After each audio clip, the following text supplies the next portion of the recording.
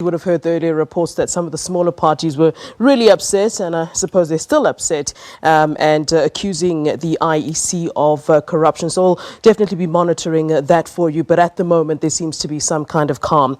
Well, vote counting in KwaZulu-Natal is still progressing slowly. IEC officials have counted barely half of the votes in the province, and the ANC continues to dominate those polls. Counting in KwaZulu-Natal is expected to run throughout the night, with the bulk of the key results expected to emerge tomorrow. Right, for more on this then, let's cross live to our reporter then in Durban.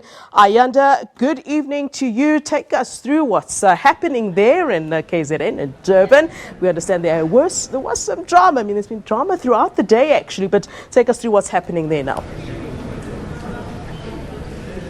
Yeah, very good evening to you, Flo, and good evening to our viewers. Certainly, it has been yet another very, very busy day here in KwaZulu-Natal, both here at the Results Operating Centre, where from the morning, in fact, since last night, political party representatives have been glued to their screens, monitoring the results as they've been coming through quite slowly, Flo, as well, I suppose many of them would want to see these results coming in faster, but we're only halfway through the results, and as you said, we're expecting that they could be concluded by tomorrow later on in the evening. So that is one point that the political parties have been watching very closely. But of course, the big story, Flo, here in the province of KwaZulu-Natal has been the arrest of the 19 voters in different parts of the province. One in Port Shepstone, 2 in Tluhlwe up in the north, and the 17, I beg your pardon,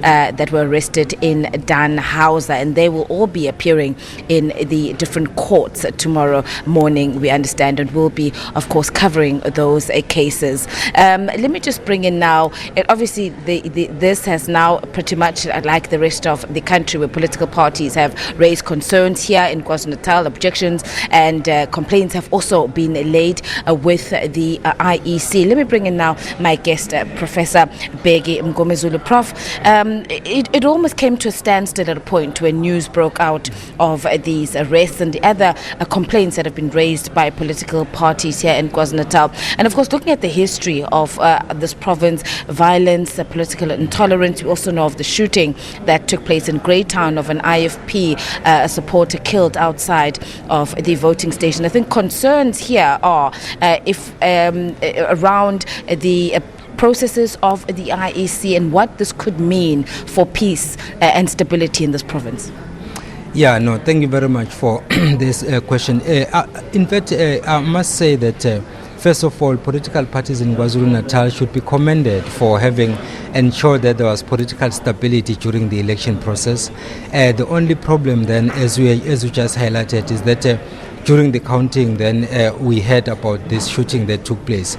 Of course, it might appear like a minor issue, but the fact that a soul has been lost makes it then be of a greater magnitude. And also, given the history of the province, as you have correctly pointed out, we are always on a high alert that if something happens, it might trigger even more problems. So that's why then, even if an issue appears to be a minor issue, it has to be attended to very quickly, so that at least there are no reasons for those who may lose the election and say we lost because of A, B, C, D. So people must lose in a dignified manner and win in a dignified manner. So we don't want such things to taint what has appeared to be a relatively peaceful election. Let's quickly go back to the results now, Prof. We'll be looking at, obviously, the ANC. We're still 50% through our results, of course, so the picture could still change, particularly because we're waiting for the results from the eThekwini Metro, and political parties are saying those could then change the results that we are seeing now. The ANC in the lead so far, followed by the IFP, interestingly, then the DA and the EFF. Yeah, honestly speaking, I'm not particularly surprised with the results so far, because as you know, the ANC has national support, some political parties are strong in certain provinces but not in others. And if you look at the way in which the IFP has canvassed in this province, it has done a sterling job. But that is not the only factor. I also think that there are a couple of other factors that could be seen as contributing factors. For example, you have had the ANC, you have had the NFP, both of which had some internal problems, and the IFP capitalized on that. You also have some areas that were predominantly DA support, like your Chatsworth, your Phoenix. And the DA was aware that the IFP was making inroads in those areas, which is why the IFP launched its manifesto in Chatsworth. And then the DA, out of panic, I would say, they then brought in Tony Leon, who has been out there in retirement, if I were to put it that way. So basically to try and rescue the situation. But in my view, that was too little, too late. So it's not surprising that the IFP is taking the second spot, and the DA, of course, is taking that spot. As for the EFF, I'm not surprised. It's still a young party. Let's give it a couple of years. It is growing. We should commend it for that, but it's not there yet. So it's not surprising. All right, Prof, thank you so much for your time. Professor Bheki Mngomezulu, thanks for his analysis. Of course, Flo, the results, as we said, only 50% of the results coming through. It's still going to be a long night for the data capturers behind us. We're still hard at work, as well as for the political parties. Many have said they're going to remain here throughout the night monitoring those results. But Saturday, the IEC has said that if there aren't any